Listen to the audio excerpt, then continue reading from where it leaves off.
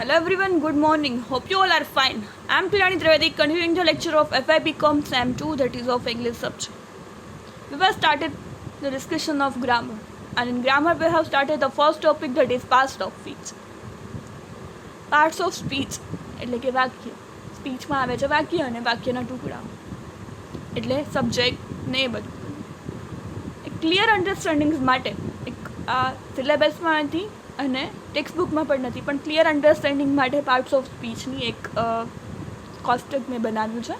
That is about types.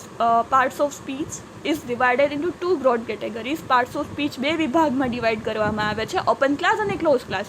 Open ક્લાસમાં આવશે noun, verb, adjective અને એડવર્બ, અને ક્લોઝ ક્લાસમાં આર્ટિકલ, પ્રેપોઝિશન, ઇન્ટરજેક્શન ને કન્જક્શન. તો આ પાર્ટ્સ શું કામ એને પહેલાં તો ઓપન ક્લાસ અને ક્લોઝ ક્લાસ સમજો. ઓપન ક્લાસ એટલે કે એવા open class parts of speech કે જેમાં નવા રોજ એડ થતા હોય છે, વિચ ઇઝ નોટ ક્લોઝડ, અને જે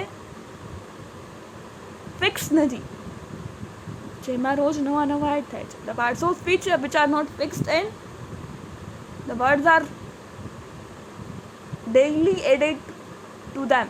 રોજ ડેઇલી એડ થાય છે એમાં શબ્દો, એને ઓપન ક્લાસ કહેવું છે. ક્લોઝ ક્લાસ એટલે કે એકવાર ભણી ગયા એટલે પૂરું થઈ ગયું, એમાં કાંઈ ફેરફાર થતા. જેમ કે આર્ટિકલ એ એન ધ, 50 વર્ષ પહેલાં 3 આર્ટિકલ હતા, અત્યારે પણ એ એન ધ છે, અને વર્ષો પછી પણ એ એન ધ જ રહેશે. પ્રેપોઝિશન પણ જેટલા છે એટલા જ રહે છે.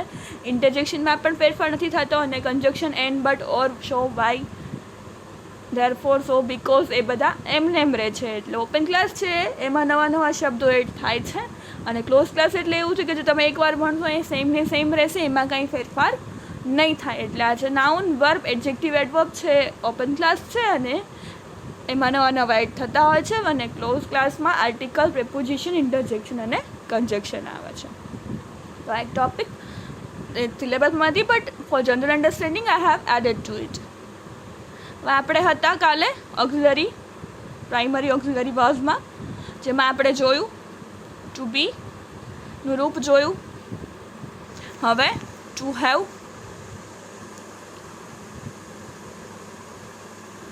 હેવમાં have, has,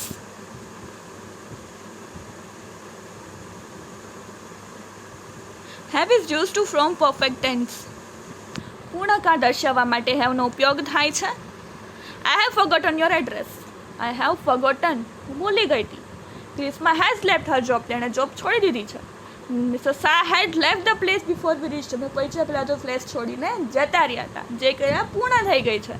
have you done your work? We have never gone there. ક્યારેય નથી ગયા.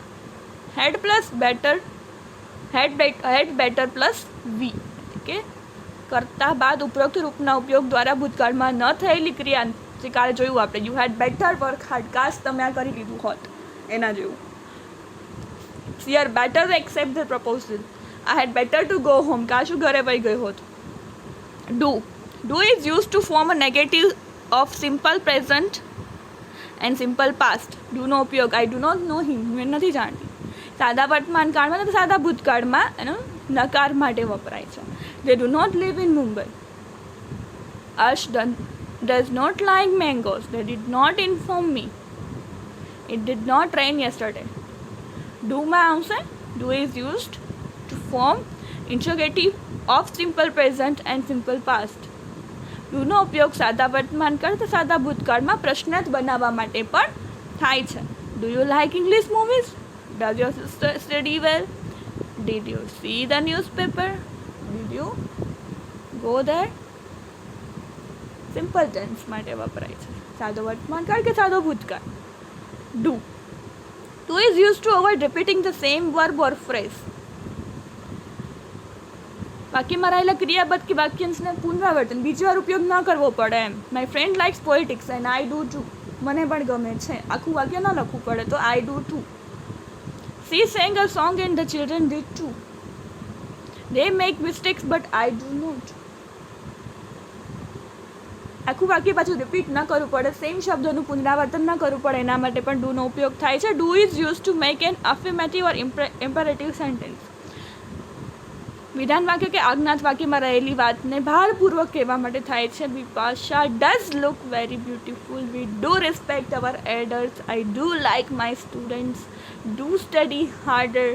ડુ કમ ઇન ટાઈમ ભારપૂર્વક કહેવા માટે આજ્ઞા કે વિધાન વાક્યના ભારપૂર્વક કહેવા માટે ડુનો ઉપયોગ થાય છે. પ્રાઇમરી ઓક્ઝિલરી વર્બમાં બી, હેવ, ડુના કેટલાક ઉપયોગો સંબંધી નીચે બાબતો ધ્યાનમાં રાખવા જરૂરી છે. હવે છે મોડલ ઓક્ઝિલરીઝ. 13 મોડલ ઓક્ઝિલરીઝ છે. મોડલ ઓક્ઝિલરીઝ એટલે કે આપણને ખબર છે કયા કયા છે. Shall, should, can, could, may, might, will, would, must, ought to, used to, dare અને નીડ. મુખ્ય ક્રિયાપદને મદદ કરે છે અને ભવિષ્ય કહેવા, સંમતિ સૂચવવા, ઈરાદો જાહેર કરવા, વચન આપવા, સલાહ સૂચન કરવા, જરૂરિયાત દર્શાવવા, શક્તિ સૂચવવા, ઠપકો આપવા, મનાઈ ફરમાવવા જેવા વિવિધ કાર્યો કરે છે. પહેલું છે we shall see you tomorrow. અમે આવતીકાલે તમને. I will help you. હું તમને મદદ કરીશ. One should keep one's promise. દરેક વ્યક્તિએ વચનો પાડવા જોઈએ. I would rather keep mum than argue with you. Would, should, would, will, shall, will એવી રીતે કંઈક આવે છે ને વાક્યો આવે છે. આઈ વુડ રાધર કીપ મમ, દલીલ કરવા કરતાં તો ચૂપ રહેવું વધારે સારું છે. My brother can lift 50 kg. કેનનું છે ક્ષમતા દર્શાવવા, એબિલિટી દર્શાવવા માટે. શેલ, વિલ, શુડનો ઉપયોગ ભવિષ્યકાળની ક્રિયા દર્શાવવા માટે આમ તો થાય છે, પરંતુ જ્યારે કેન છે ક્ષમતા દર્શાવવા, એબિલિટી દર્શાવવા માટે કે 50 કિલો વજન ઉચકી શકે છે. During high school days he could not speak English. કેનનું પાસ્ટ ટેન્સનું રૂપ. એના હાઈસ્કૂલ દિવસોમાં અંગ્રેજી નહોતો બોલી શકતો. ઇટ મે રેન, મે એટલે શક્યતા, પોસિબિલિટી. ઇટ મે રેન એટલે કદાચ વરસાદ થશે. They might win the match, તેઓ મેચ જીતે ખરા. You must not come late, તમારે મોડું આવવાનું નથી. મસ્ટ એટલે ફરજિયાત પણ. They might win the match, જીતી જ ખરા, જીતી શકે છે એમ. You ought to act as your parents wish. Must, ought to, must એટલે ફરજિયાત પણ. ઓટ ટુ એટલે માનવું જોઈએ, વિનમ્રતા. તમારે તમારા મા બાપની મરજી મુજબ વર્તવું જોઈએ. I use to read the lot when I was a student. I use to એટલે હું ટેવાયેલી હતી. હું જ્યારે વિદ્યાર્થી હતી ત્યારે ખૂબ વાંચતો, રોજનું વાંચતો. હવે એટલું નથી વાંચન થતું. It is all about model auxiliaries. Need I go there again. Need એટલે જરૂરી. શું મારે ફરીથી જવાની જરૂર છે? જરૂરિયાત. હાઉ ડેર, ડેર એટલે કે હિંમત.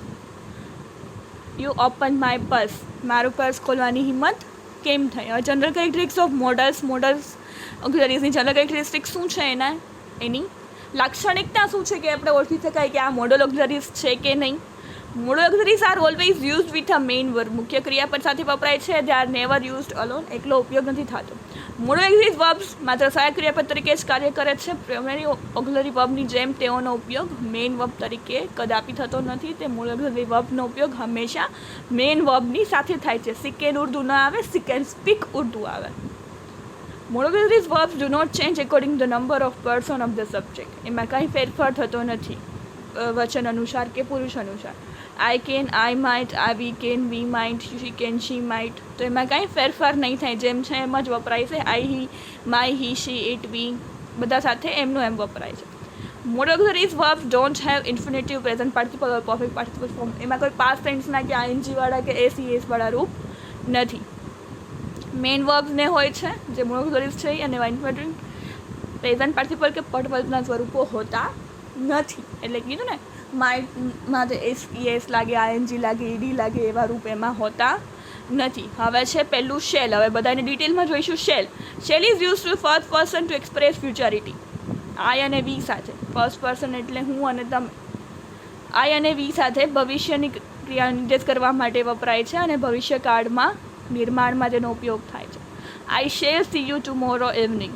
હું તમને કાલે સવારે મળીશ. We shall visit the Taj next week. અમે નેક્સ્ટ વીક તાજની વિઝિટ કરવા જઈશું. I shall not being going after her. We shall have completed our work by noon. I shall attend your class from next Monday. હું next મંડે તમારા class join કરીશ. બપોર સુધીમાં તો હું મારું કામ પણ કમ્પ્લીટ કરીશ. Shall is use to first person to express permission or suggestion. Shall I come in the evening? Shall I post this letter? હું આ લેટર પોઝ કરી શકું છું. Shall I close the door? હું ક્લોઝ ડોર કરી શકું છું. Shall we go for a walk? Shall we start teaching? I અને વી સાથે પરવાનગી અથવા તો સૂચન માટે વપરાય છે. Shall is use in the second and third person to express command. You, he, she, it સાથે કમાન્ડ આપવા માટે, હુકમ કે આજ્ઞા કરવા.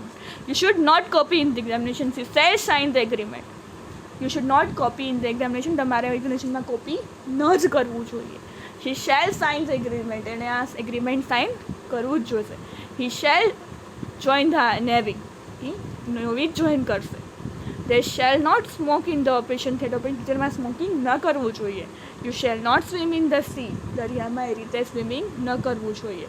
Shell is use in the second and third person to express promise. You, he, she, it અને તે સાથે વચન આપવા માટે પણ શેલનો ઉપયોગ થાય છે. You shall be promoted next month. તમારું નેક્સ્ટ મંથમાં પ્રમોશન મળશે. He shall get this job. એને જોબ મળી જશે ફ્યુચરમાં. બધું ફ્યુચરને લગતું. Your wife shall have 2 months holiday. મારી વાઇફને પણ 2 મંથનો હોલિડે મળશે. Ritu shall get a gold medal. ઋતુને ગોલ્ડ મેડલ મળશે.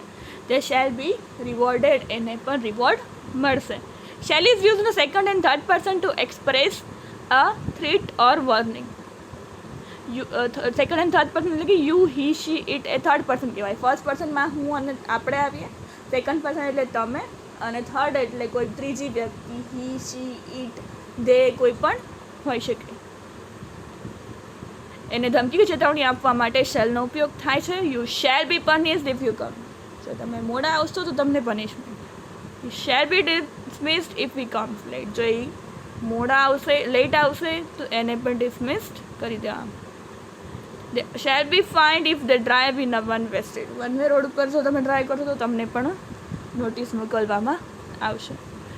Should is the past form of shall and is used in the indirect speech. Should એટલે કે શેલનું પાસ્ટ ટેન્સ છે અને એનો ઇનડાયરેક્ટ સ્પીચમાં ઉપયોગ થાય છે.